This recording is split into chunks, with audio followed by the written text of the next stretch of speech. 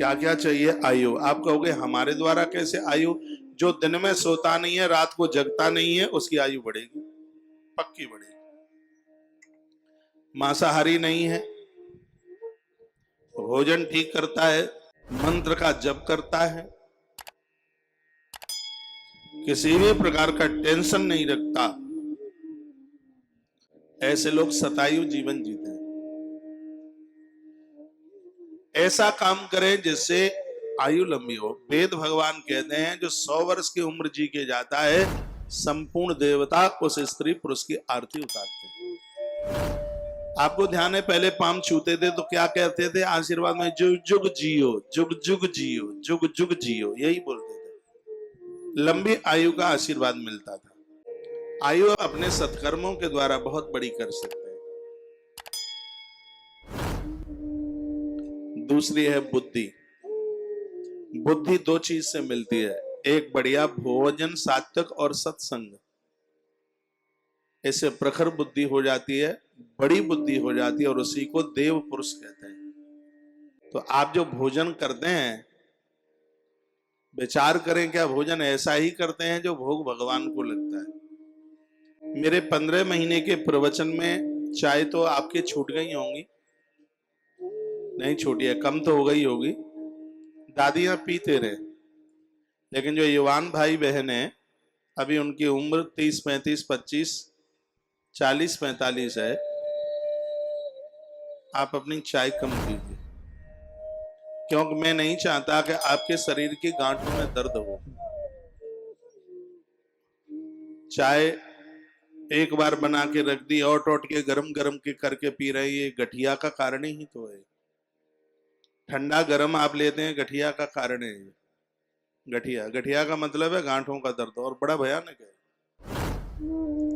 पता नहीं आप क्यों पीते हैं, समझ में ही नहीं आता कौन सी आदत लगा रखी है। तो भी ठीक है, माता चाय पर डटी है, कहीं ये बीड़ी सिगरेट ना शुरू कर दें, क्योंकि वो बोलते हैं कि हम पुरुष से किस चीज में कम है, हम तो पुरुष के मुकाबले ऊपर हैं, तो कहीं पीपी बिंडल बंडल ऊपर ना निकल जाए।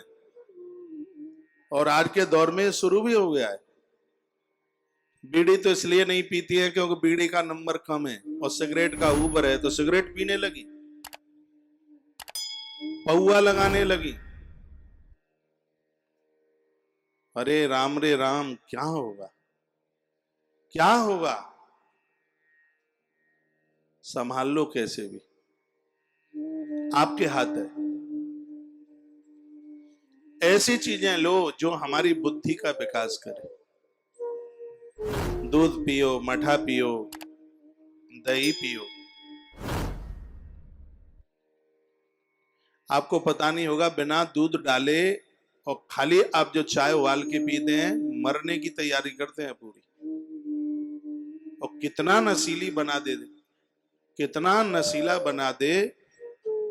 चाय में दूध ना डाला जावे और अकेली चाय ही गर्म करके पिया, ऐसा स्त्री पुरुष किसी को काट ले तो पूरी बॉडी में जहर फैल जाएगा, इतना विष बढ़ता है।